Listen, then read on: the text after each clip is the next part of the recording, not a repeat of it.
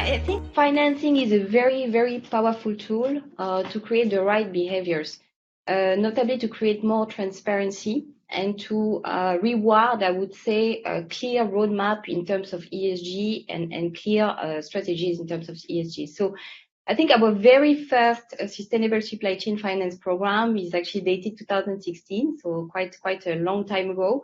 At that time, we were right in the aftermath of the Rana Plaza factory collapse in Bangladesh. You may all remember that thousands of workers died in this event. And actually, I think it outlined for the entire apparel sector that there were massive issues in the way, what we wear is actually produced.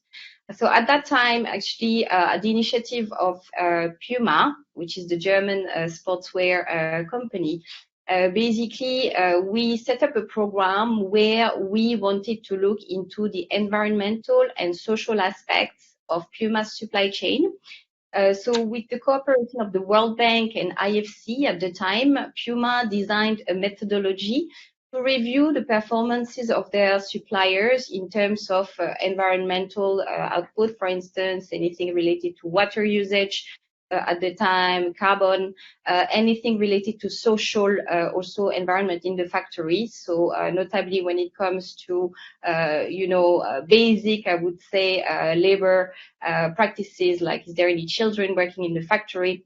And whether, anyone could access a minimum wage, for instance. So at that time, we didn't have, so many ESG specialists like Elevate, like CDP, and the likes.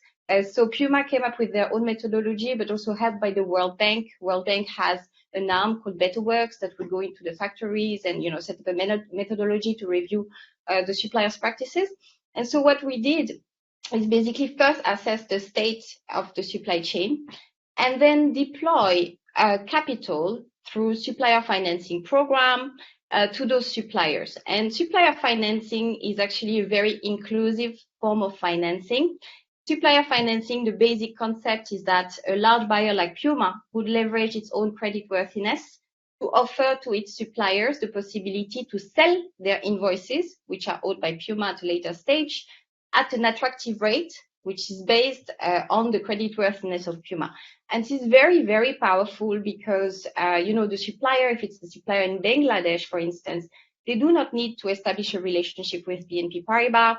They do not need to provide any form of guarantee to support this type of financing. So it's really kind of plug and play and really easy to deploy. And what we did with this program is actually we merged, I would say, the ENS data that we had at the time with the pricing of the financing. So what we did is we said, okay, look, supplier A, for instance, your ENS score is not so great. So you will access a financing, which is, let's say, at 2%. It's an example, but reflecting the creditworthiness for Puma. However, if you engage in a clear roadmap and you improve your ENS scoring upon next review next year, you have the possibility to reduce that rate to maybe 1.5% or even further, down to 1%. And one thing you have to keep in mind is at that time, when you were a supplier in Bangladesh, you may need to borrow from your local banks at 15% per annum. So the breadth and depth of all these financial savings actually could give some leeway to the suppliers to concretely invest back in improvement in terms of environmental and social governance.